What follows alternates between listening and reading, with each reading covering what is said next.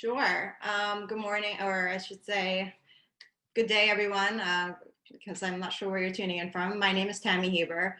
I am the director of ACPs for the neurosurgery service line and neurocritical care. So I know you've already met a lot of the ACP team, specifically at Lenox Hill.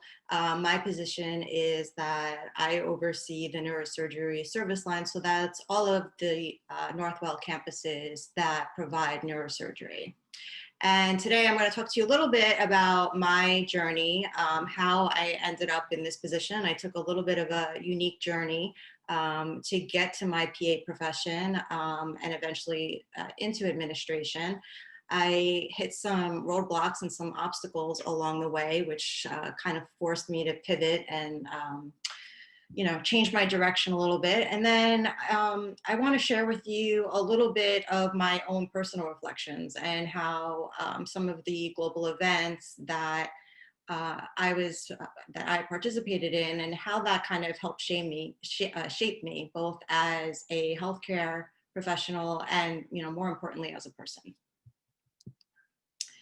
So when I started college, I started right after high school. I actually started as an exercise physiology major. I quickly realized that I wasn't really going to do much with that degree. And I became aware of the PA profession pretty early on. My mom had worked in healthcare, and she had always spoke very notably of one prominent PA at work. And that was something that kind of always stuck out with me. And I decided very early on in my college career that I was going to change gears and become a pre-PA major, take all my prerequisites. But at the time, this was back in the mid-90s, there were only 4 PA programs in my area, in the New York, Long Island area. And when I was looking through all of them in terms of requirements, one thing always stood out. They all said that they gave preference to applicants that had direct patient care experience. And so here I am thinking, I'm 18 years old. I think I was waitressing and babysitting at the time. And I said, who's going to hire me to provide patient care experience? I have no training. So I started to do a little research, and through a friend of mine from high school, she had told me about a program that she had gotten involved in. She had joined our local fire department in the town that we grew up in, and they had sponsored her to go through EMT training. EMT training is the very basic level of certification in the emergency medical services agency. It's about 175 hours of training, and really there is where you kind of learn the basics, basic life support. You learn the ABCs of patient assessment, how to manage traumas, give oxygen, dealing with hemorrhage, emergency childbirth, different medical emergencies. It was a very easy training. I think it was twice a week, about 6 hours a week. And after 6 months, I was a New York State certified emergency medical technician, and I continued to volunteer with my local fire department and my local EMS agency.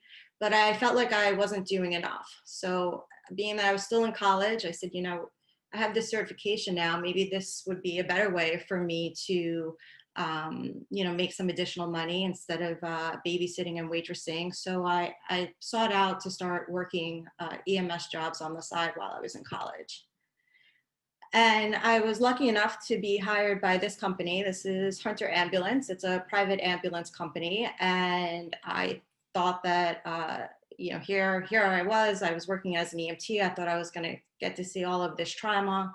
And what I quickly realized is that in the private ambulance companies, it's really not as glorious as you think it's going to be. It's a lot of nursing home transports and taking debilitated patients to and from their dialysis appointments, or taking patients home from the hospital who, are unable to get home in wheelchairs or back to their nursing homes.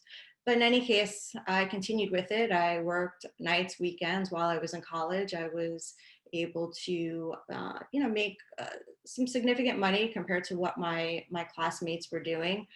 But I wasn't really happy with it. I thought, that there was a lot more glory to be had in the EMS agency. And just as I was getting ready to finish college, I was a senior in 1998. I got a phone call from Jamaica Hospital, which is a hospital in Southern Queens. It's a trauma center.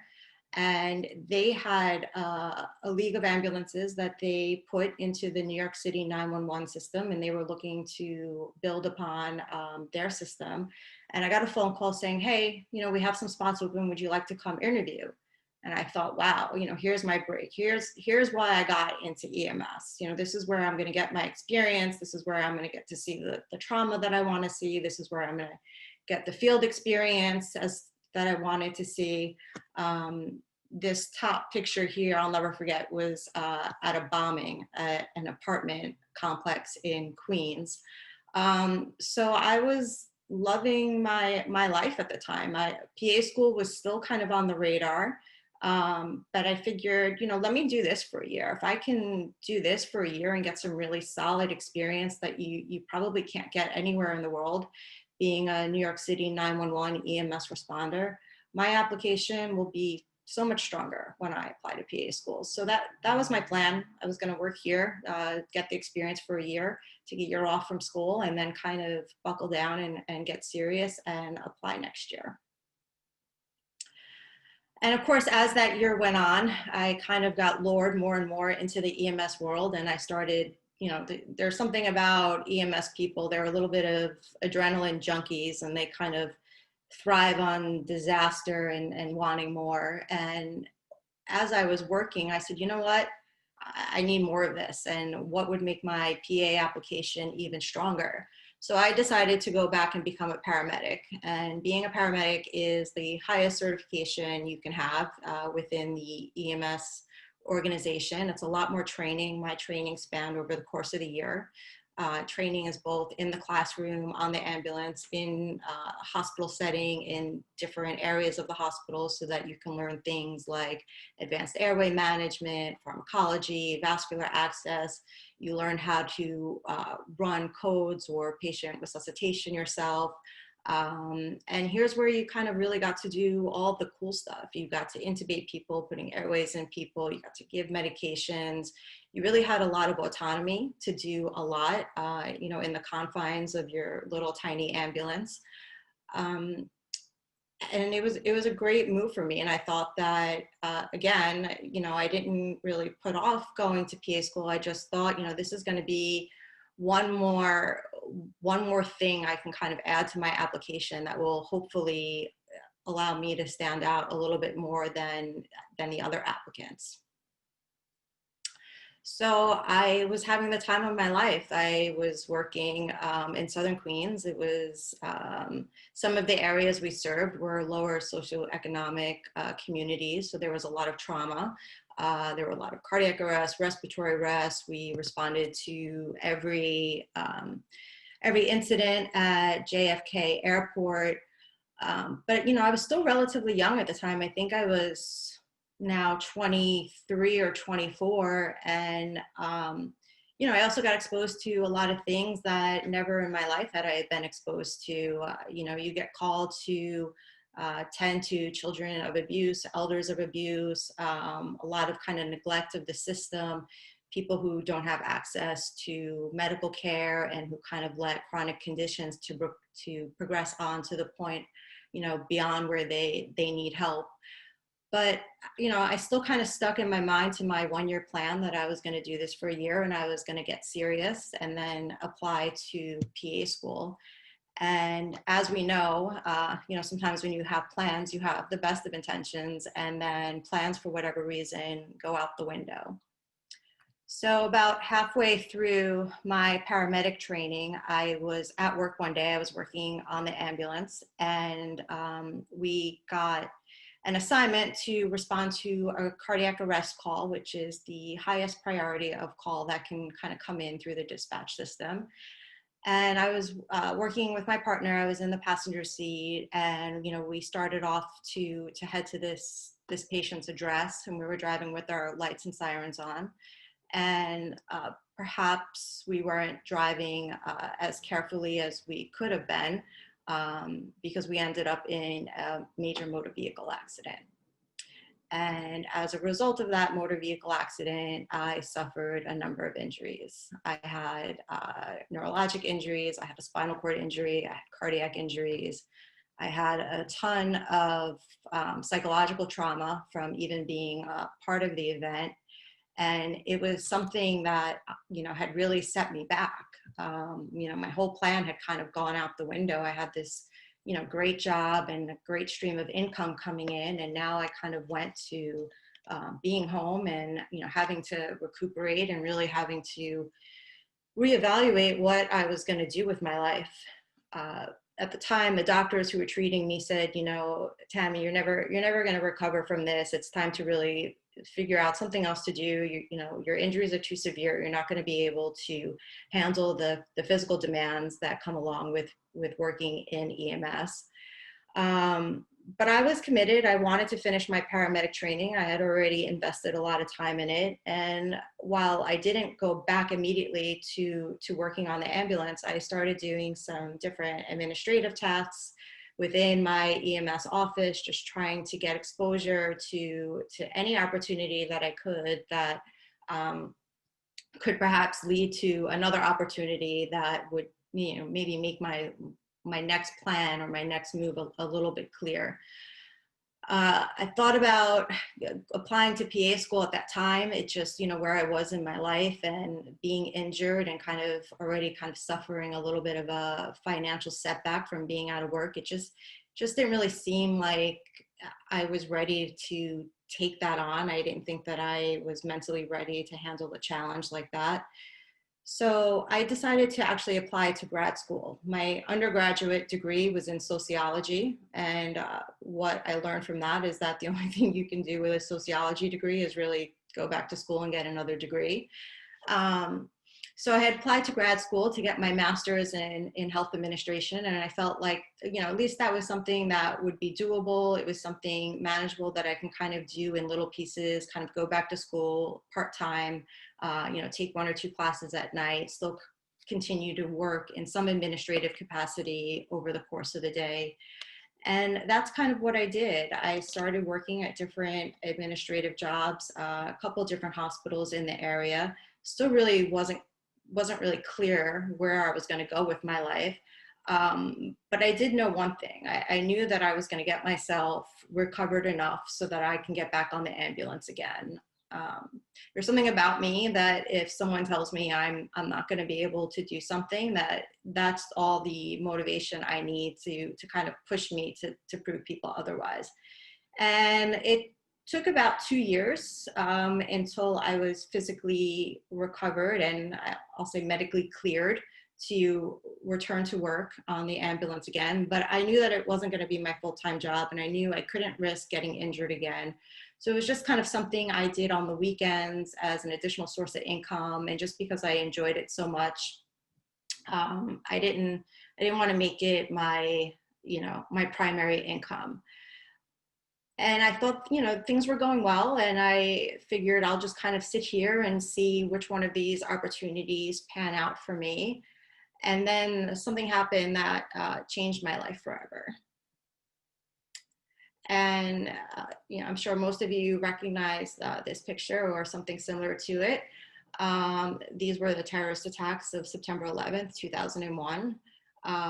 Working in the EMS community at that time and having such a close network of friends and family who were first responders, EMS, fire department, police officers. I was also, working in Manhattan at the time that the World Trade Center was hit.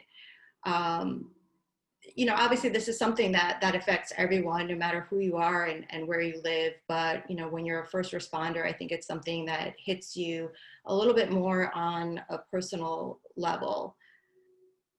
So obviously, as the paramedic in me just wanted to help, I wanted to get there. I wanted to do what I could. And as we know, it was a huge tragedy. Almost 3,000 people died that day, many of whom were first responders. And many people continue to die from 9/11 related illnesses, even now, 19 years later. But of the people who perished that day, I have this gentleman here, Mark Schwartz. He was the gentleman who gave me my first job with Hunter Ambulance. He was the one who kind of took a chance on an 18-year-old girl who had no experience, fresh out of EMT training, and he gave me my start. This gentleman here, Keith Fairbairn, was one of my partners at another ambulance company I worked for, who helped me kind of refine my skills and become a better EMS provider. And this gentleman here, Michael Kiefer, was my best friend. And unfortunately, he died on that day as well. So what was it like in this post 9/11 environment? What was it like as a New Yorker? What was it like as an EMS responder? And I think, immediately afterwards, in the hours and days that followed after 9/11, what we saw right away was that a lot of people came to help. We all kind of, we're busting, with our medic bags and, all of our equipment, getting ready to help. And as we got there and as the hours and the days unfolded, it became very clear that this was not going to be what we call a rescue mission. A rescue mission is, where you hope to find living victims and, you're able to stabilize or resuscitate them. And as the hours and days went by, it became very clear that, this was going to be a recovery mission. And, how many remains or bodies are we able to recover to send back to families so that, they can have proper funerals and send-offs. And there was this amazing sense of helplessness. When you're in EMS or even in medicine or in any first responder type of setting, you almost have this superhero mentality. You think you're going to go in and, you're full of adrenaline and filled with fuel of wanting to do good and help. And when you arrive and you see that there's not much that can be done, it takes a little bit for you to kind of psychologically wrestle with that I'm here to help. I want to help. I have my meds. I have my toolkit. Where are all the patients? And then when you realize there are none, it leaves you with this tremendous sense of despair. And also we were scared, right? I don't know how many of you were alive for 9/11 or if you lived in New York, but we didn't know what was going to come. We didn't know if this was going to be the first terrorist attack of many. We didn't know if the next day there was going to be a bombing in a subway. We didn't know if there was going to be a bioterrorism attack. We had to undergo a lot of training to prepare for a lot of these potential scenarios. But also some good did come out of it. And there was a huge sense of appreciation for first responders, for the communities. The patriotism in New York and around the country is something that I hadn't really seen again until we got to COVID, which we'll talk about in a little bit. And professionally, 9/11 opened up a lot of doors. There were a lot of new roles opening up in the fields of emergency preparedness and EMS management. And as I finished my graduate school in 2002, I assumed that, I might transition nicely into one of these roles. And I had applied for several of them and was told I wasn't a good fit. But nonetheless, I kept with it and I continued working in, at the time I was with a multi-hospital agency, and I was working on different projects in terms of quality management and resource utilization, how to improve patient outcomes. But I still returned to work every weekend on the ambulance because that was really the only thing that I felt was fulfilling me personally and professionally was, providing help, providing medical care, being at a patient's bedside. So I kept it up. And I remember some of my coworkers saying to me, how long are you going to do this? You're working 7 days a week. You can't sustain this forever. Why don't you go back to PA school? And I thought about it. And I was 28 years old at the time. And at the time, now being 44, feeling 28 seems like I was a baby, but at the time when I was 28, knowing that I would be going back to school with, probably 18 to 22-year-olds, it seemed like the worst thing in the world. I don't think I want to go back to school now. If I go back to school now, I'm not going to be done until the time I'm 30. And I remember my paramedic partner that I was working with at the time, he was actually in law school himself.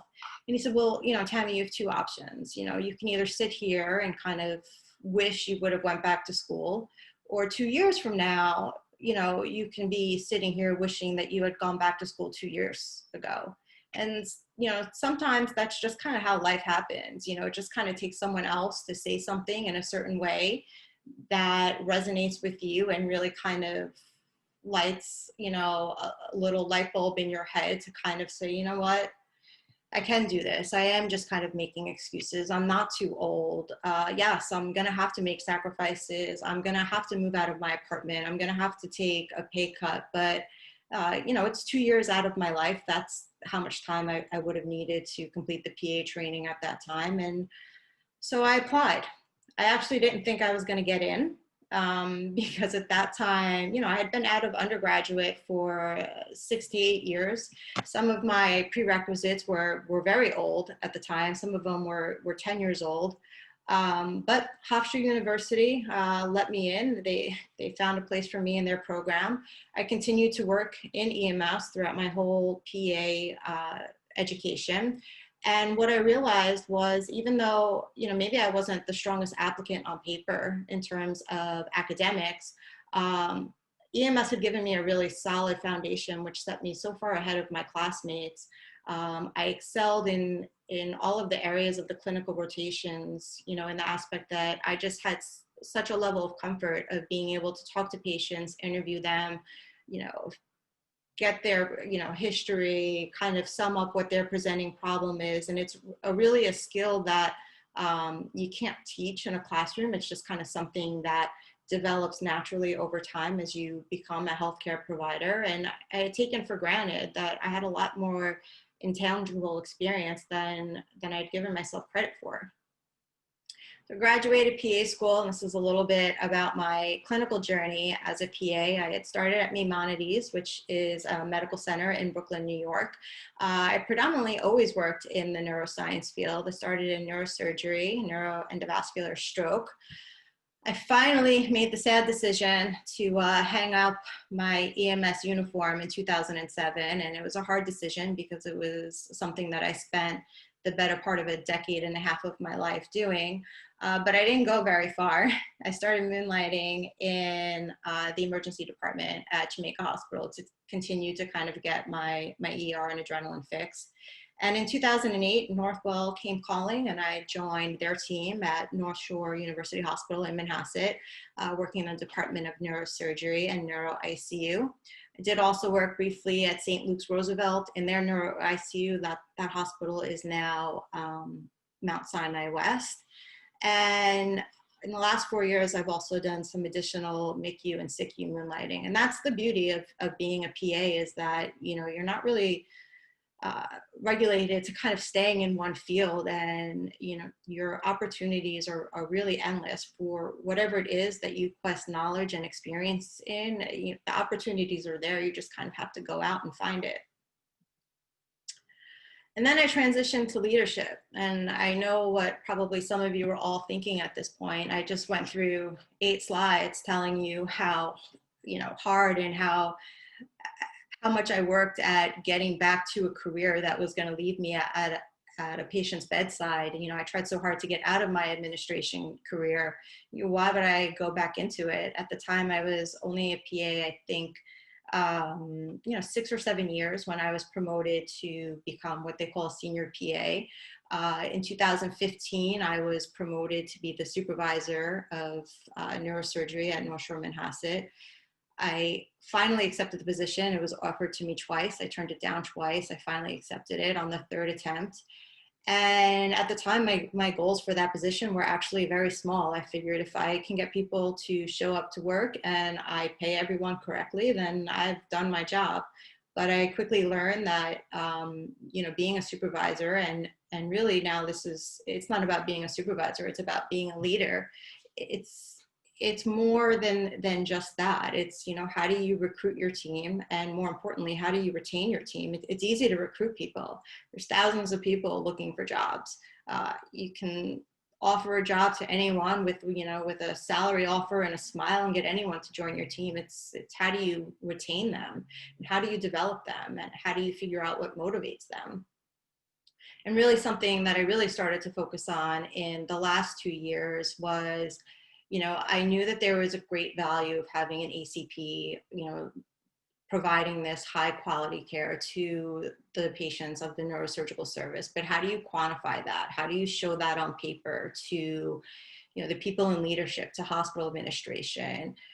There's lots of dashboards and things in place that measure these things on a physician level, but they don't really exist for the ACP team. So I sought out to really kind of develop my own metrics and say, look, this is what my team provides. This is, how we have improved quality. This is how we took a process and implemented something. And, here's the change that happened. And this is how successful we've been.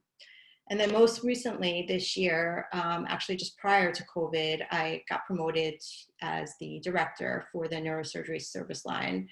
So now my role expands outside of my one hospital that I kind of had all my experience at, where I get to interact with the neurosurgery teams in all of the Northwell hospitals that provide neurosurgical services. I think now we're up to 8, and I think starting 9 this October. And it's a great position to be in because I can kind of visit each hospital and I can kind of see how their ACP teams work, and, what things do they have and what practices do they have that I can kind of take and share with another campus. So my goal is really to kind of help streamline things, help streamline the onboarding, and really align the ACP goals with the goals of the service line, with the hospital administration, and what we all want, which is to improve the quality of care for our patients. But leadership doesn't come without challenges. I don't think I really realized this. I figured this out kind of along my way. It's very hard to say no to people. I think naturally, we want to be people pleasers. Somebody wants this schedule or this vacation. You want to be able to say yes, but you can't, being a manager or being a supervisor. And you have to realize that your team is made up with a lot of different people, and you need to figure out what motivates each and every one of them to come to work every day. And you need to moderate your approach with each of those people to get them to show up, to want to do better, and to get them to be effective. And you kind of feel like you're always walking this balance beam. How do I navigate between, advocating for what my team wants, as at the same time listening to, what are the goals of the upper leadership, and how do I kind of, straddle the, the needs of those two different groups of people and satisfy both.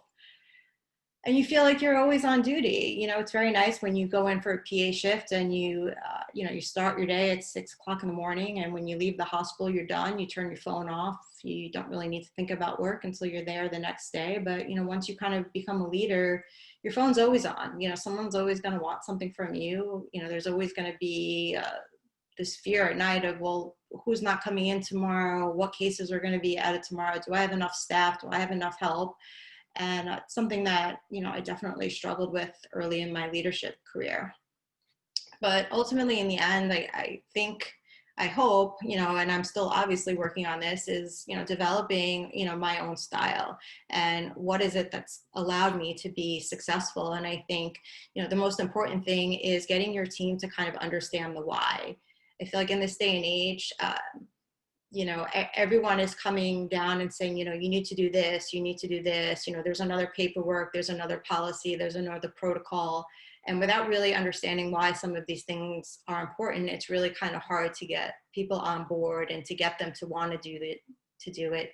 And you need to kind of share the successes and share, well, this is why we're doing this, and this is where we started. And because you put in this work, this is where we are now. You need to gain their trust, obviously. And one of the harder things to do is to learn how to have difficult conversations. How do you deal with someone who's not performing optimally, someone who's not meeting their learning objectives, or who's not pulling their weight in the team? You need to learn how to become a mentor for those, up and coming stars on your team. And another important lesson that I feel like I needed to learn was, how do you delegate responsibility? I was definitely one of those people where if it was easier for me to just do it myself, I just did it myself because it was easier and it was quicker, and um, you just got things done better that way. But in the end, you're not really doing a favor to yourself or to your team if you're the go-to person for everything. And if you ever want to be able to move on from that position into your next position, you need to really figure out who your rising stars are, and give them with the opportunities to showcase their talent and showcase their potential, and mentor them so that as you kind of move on in your career, there's someone there who's in place to fill your shoes. I just wanted to touch a little bit on COVID. I said that, this talk would, I would talk about some of the big events that I think shaped my life and my healthcare career.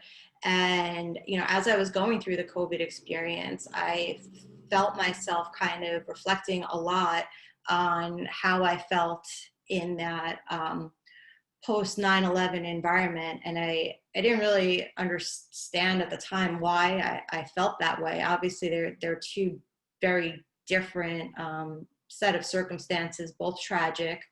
But early on in COVID, as I know you've had talks on this before, the guidelines were constantly changing. It was very hard to come to work every day and feel like you knew exactly what to do. I could have been at work yesterday, and by the time I showed up today, they had changed the guidelines. They had changed, the recommendations for administration, for medications. And you always felt like you were drowning. The patients were just pouring in, and you felt like you couldn't even get a handle on the patient who just came in, and then another unstable patient would get admitted right afterwards. You felt like you couldn't catch up. You couldn't catch your breath. And it kind of felt like no matter what you did for these patients, most of them didn't do well. A lot of them died.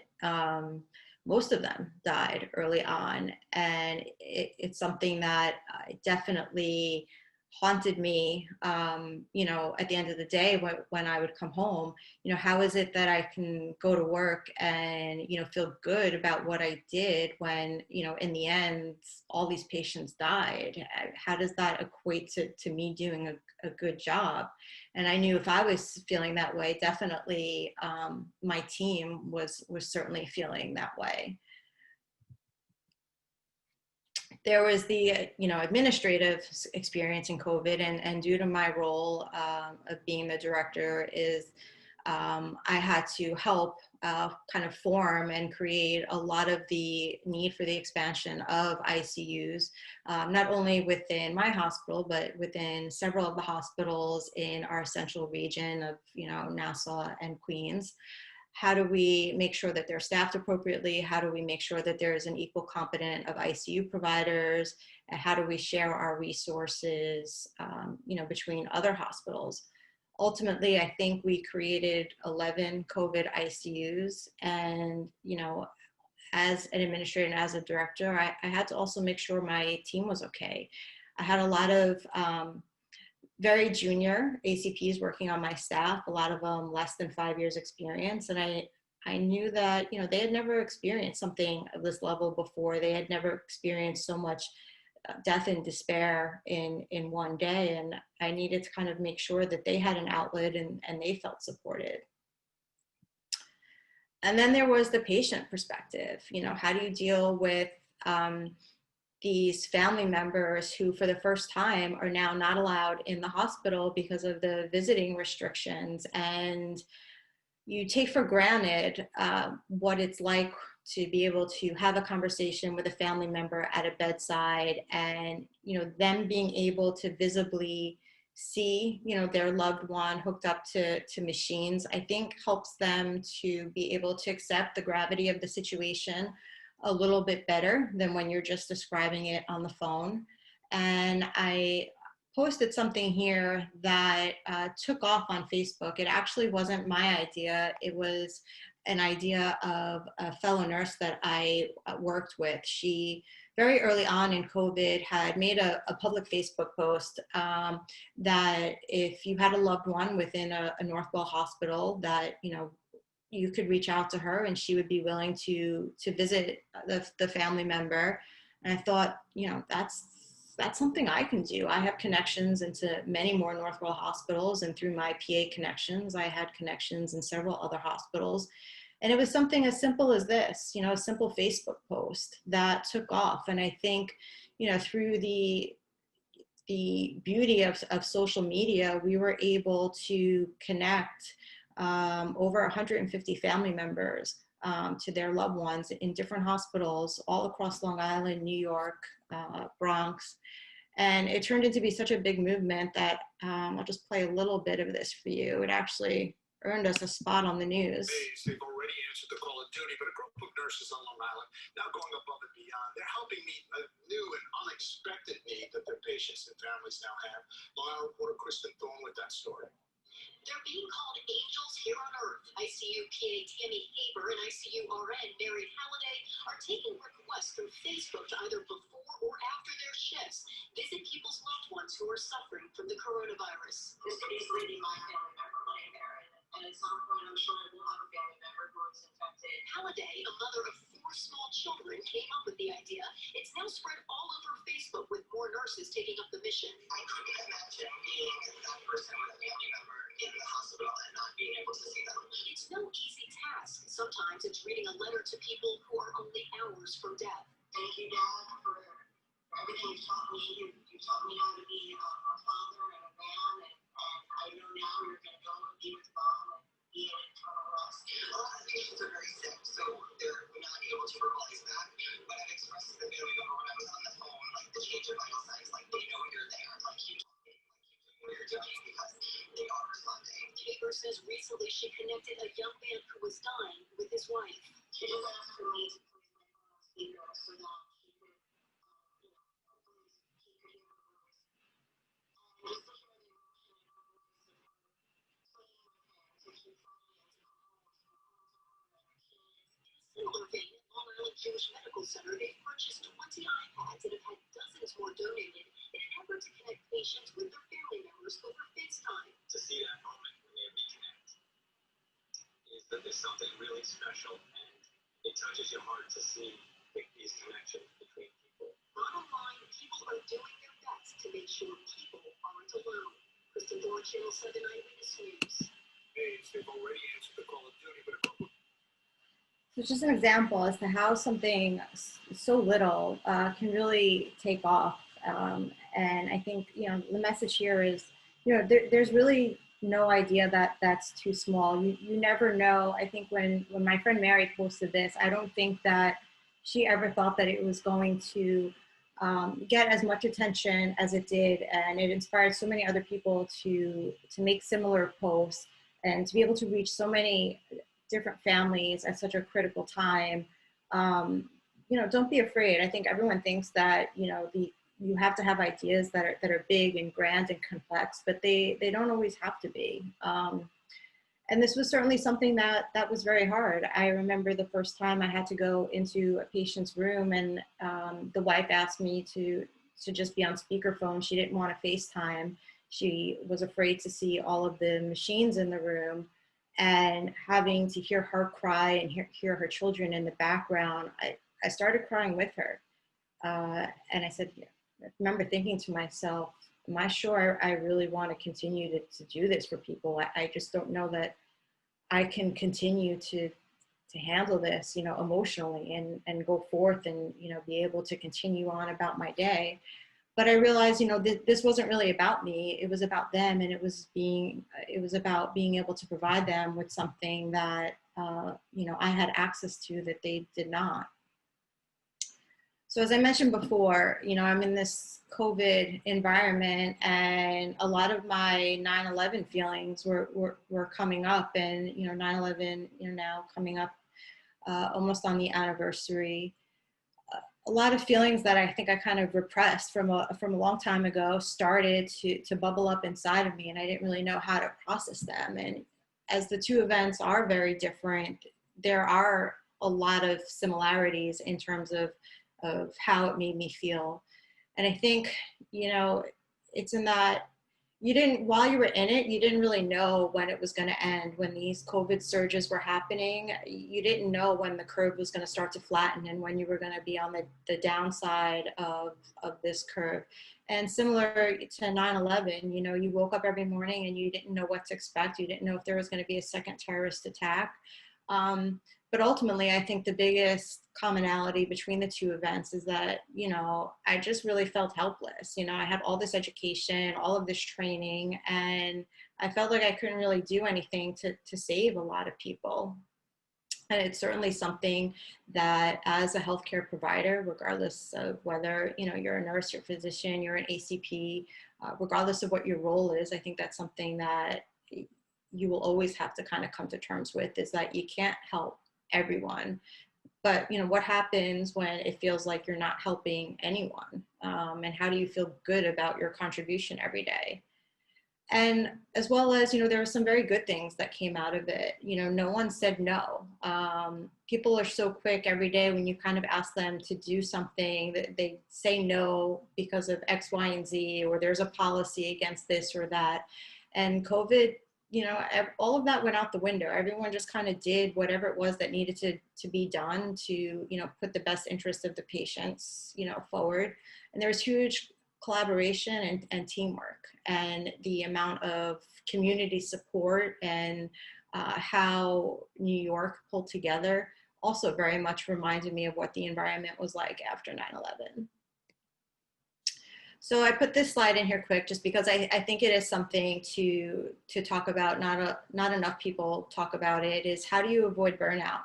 Now I've been in this field for over 25 years. I've had a lot of different roles. I've seen a lot of different shit, for lack of a better term. And I don't really have great advice. I think, you just really need to know what your limits are, and you need to be able to know, when do I need to take a step back? When do I need to take a deep breath? When do I need to know, hey, can you ask someone else for help? Because, maybe you're just kind of at your point. And I remember there was a day in COVID where I felt like that. I was at my second job at Long Island Jewish Valley Stream, and I hadn't even been there for an hour and a half, and already 4 patients had coded, and none of them survived. And I remember having to call all of those family members and tell them, that their loved ones didn't make it. And finally, that 4th patient, it was a patient who was actually my age, 44 years old. And I was just done at that point. And I remember turning around to my colleague and I said, I can't make this phone call again. I've just made this phone call 3 times. I can't do it. And she said, no problem. I got it. I'll call. So you need to, be able to recognize when you're at that limit and be able to ask for help. And you need to know that it's okay that, you're going to be emotional. There's going to be times where you're going to be angry. There's going to be times when you're upset. It's not uncommon to cry. I've cried in front of patients. I've cried delivering bad news. I'm not ashamed of it. I'm proud of it. It shows that I'm human, and I'm just like everyone else. You need to surround yourself by people who are going through the same thing as you. And you have to have an outlet, and it's got to be a healthy outlet. And I think this is where, some people make the mistake of turning to things like alcohol and substance abuse, but, go for a run, do yoga, meditate, read a book, start a blog. I mean, do whatever it is that you need to do that gives you that outlet to kind of pour your energy into. All right, so, what did I learn in all of this and through this long journey, which kind of took me through all of these different paths? I learned, I had a lot of obstacles to overcome. A lot of unforeseen things kind of happened that made me have to pivot. And, what I realized is that, life is not something that happens to you. It's something that happens for you. And it's very easy to kind of sit back and in your own head and kind of say, well, I can't do this because this, and this happened. Well, those things happen because it gave you an opportunity to overcome them and make you stronger and make you more resilient.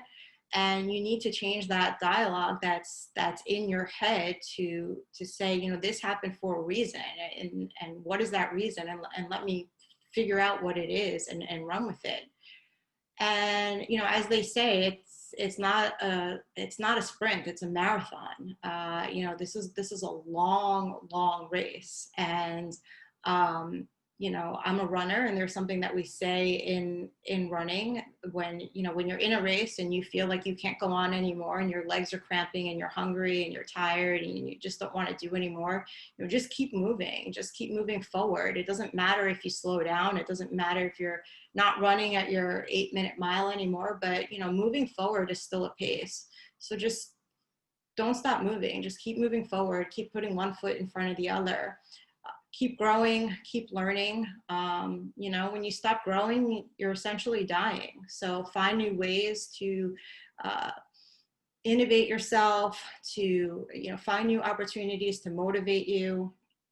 What's your 5-year plan? I hate this question. This question is asked on almost every interview, and I cringe every time. I don't know what my 5-year plan is. I still don't know what my 5-year plan is now. I mean, my 5-year plan is, I hope I'm 5 years more successful than I am right now. I think it's kind of ridiculous for me to say, well, my 5-year plan is to have a certain position or a certain title, because then I'm going to be very closed-minded to what other opportunities may present themselves in that time. And, you know, you need to work on building your team, and you need to lift them up and kind of show them the way. And of course, behind every great leader is a great team. And most importantly, never forget all of the experiences and the people and the avenues that kind of got you to where you are.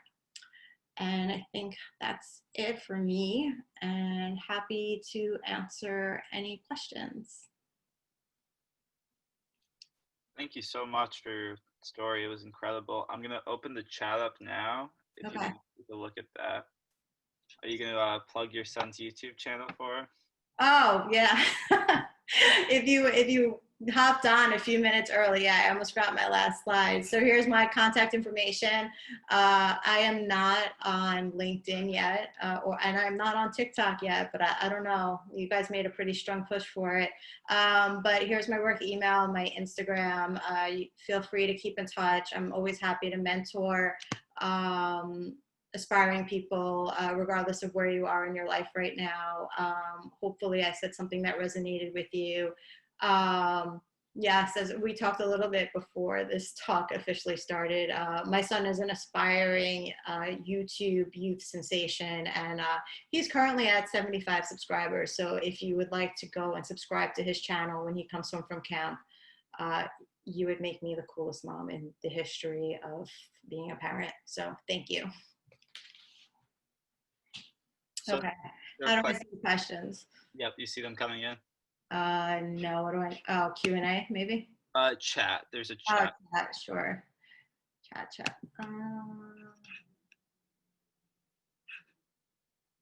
I'll stop sharing. This might help. Oh, okay, here we go. All right, wow. Let me get rid of that. Scrolling through all the hellos. Yeah, the questions start at 9:46. Okay.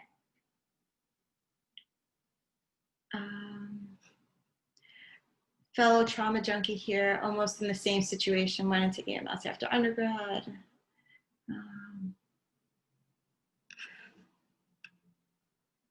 A lot of thank yous. What made me decide to become a PA? I had cut this slide out in the essence of time. You know, it mostly was, I knew I didn't want to be a physician, and I knew I didn't want to be a nurse. I knew I wanted to be in the medical career very early on.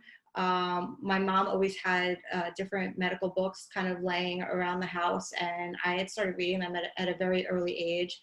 And it was really this one prominent PA that my mom worked with, that she would kind of come home and always talk about how well-known he was and how he was very well respected. And I think that was part of what attracted me to the program. How do you deal with failure? I don't think there's a one size fits all. And I think how I dealt with failure, 5 or 10 or 15 years ago is a lot different than how I deal with failure now. Um, you know, I think you just have to acknowledge that it's okay to be disappointed, that, whatever it is that you sought out to get, that you didn't get it, and, allow yourself kind of a proper amount of time to almost go through that grieving process. But then, you have to move on, and you have to learn how to learn from it and say, why is it that this opportunity didn't, work itself out for me? And if you can get feedback from maybe the other people who were involved, in maybe that decision, and learn from it and learn how you can be more successful going forward. If you don't ever fail anything in life, you're not going to kind of develop that grit and that resilience that will make you stronger in your next move. So, if everything in your life was easy and everything came successfully and without struggle, you probably are doing yourself a disservice, or maybe you're not setting your goals high enough.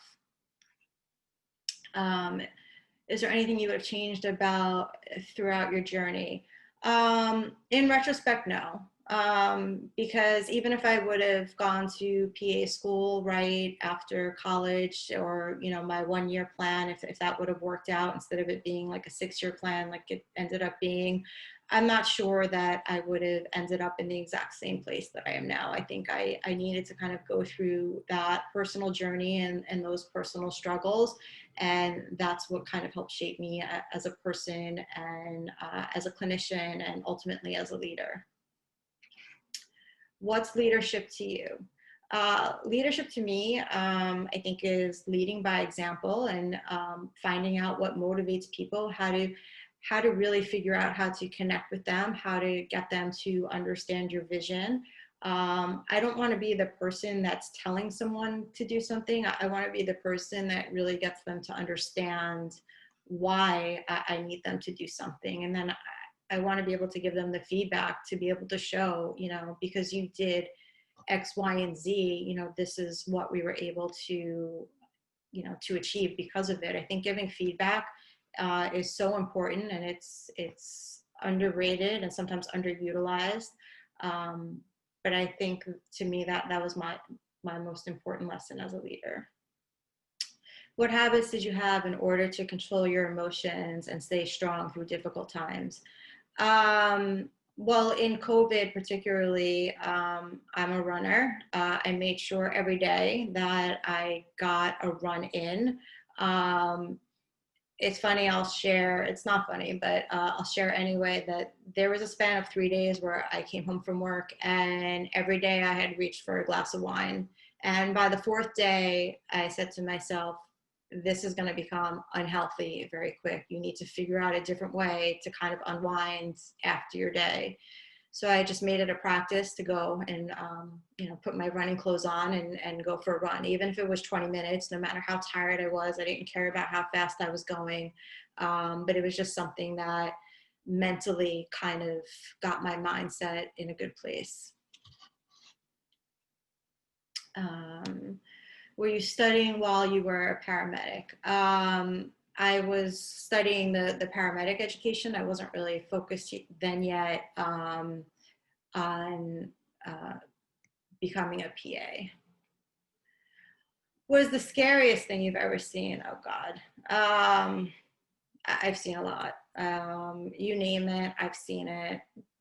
The good, the bad, the gory, the gross. And, that's the thing about EMS, is that, you see all this gory shit, and then you're like, all right, let's go get an egg on a bagel, and you move on with your day like nothing happened.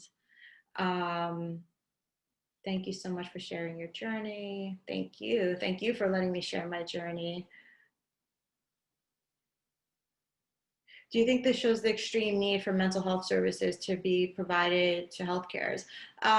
That's a great question. I think, when I started, especially when I started in EMS in the 90s, if you had what was called a difficult job, you know, maybe you lost, you know, it involved the loss of a life of a child or an infant that you couldn't save. You didn't talk about it. If you talked about it, you were considered weak. You know, you were kind of looked at by the more senior people like, you know, what's the matter with you? Move on, like, you know, get over it. You know, these things happen. It's part of the job. And I think definitely now, as I've become a PA, and even prior to COVID, just working in the field of neurosurgery and neuro ICU and dealing with, you know, the graphs of life and death, and how, you know, patients 1 minute are fine, and then the next minute, you know, they have a devastating brain hemorrhage, and you know, they're progressing towards brain death. It's very hard to kind of have those conversations. And there definitely has been a bigger push in the last couple of years to kind of have these emotional debriefings after a difficult patient situation. There's a lot of wellness programs that have opened up post-COVID that are available to staff and to, you know, to people who need them, whether, you know, it's counseling, whether it's a meditation program. You know, the health system has really done a good job at putting stuff together. I don't think people take advantage of it as often as they should. But I think it is definitely something that is getting a lot of attention now post-COVID, and will continue to get some. What inspired you to become an EMT rather than another certified? I think it was the fact that I had the friend who was already becoming an EMT. You know, when you join a local EMS agency, at least in Long Island, they pay for your training. So it seemed like a very easy thing to do. I liked the thrill of knowing that I would be a part of an EMS team. And I think that's why I kind of gravitated more towards that than being a medical assistant. Did you work full-time or part-time in PA school? How did you manage everything? Great question. In the beginning, I worked full-time. They advise you not to. I was determined to work full-time as much as possible because my job was actually providing a partial tuition reimbursement, and I wanted to hold on to that for as long as possible. I worked nights and weekends, so every Saturday and Sunday I would do 16-hour shifts from 6 in the morning till 10 at night, and I would do one overnight shift during the week, and that would make my 40 hours. By the time I got to my second year of PA school, I had dropped down to part-time because it was too much to manage with rotations. I ended up recording a lot of my lectures, and I would just listen to them while I was at work. But I was able to make it work. Amazing story. What advice would you give a 20-year-old student starting medical school like yourself for age? Don't let age deter you. I mean, the only person who cares how old you are is you. I guarantee you that. Your classmates don't care how old you are. Your instructors don't care how old you are. I know sometimes it's different going back when you are a little bit older, and maybe you're living on your own, and your family situation might be a little bit different than it is if you're younger. But I promise you, the only person who cares that you're 28 is you. And like I said, you don't want to be, in the blink of an eye, 5 years goes by, and you'll be looking back and saying, if I would have started this then, I would have been done by now, instead of still sitting here at 35 wishing I would have gone back, at 28. Thank you. Would you suggest working as an EMT before becoming PA? I think that becoming an EMT is a great training into any medical profession. It exposes you to so many different areas in medicine, to so many different types of medical emergencies, pediatric, adult, geriatrics, childbirth, medical emergencies, trauma. You're going in and out of people's homes, which I think too is very enlightening to see how other people live, different religious customs, different beliefs. And I think that I got a lot of great exposure crammed into, a lot of experience. What made you become a PA and not an MD or DO? It just never appealed to me. I probably also didn't think I was strong enough.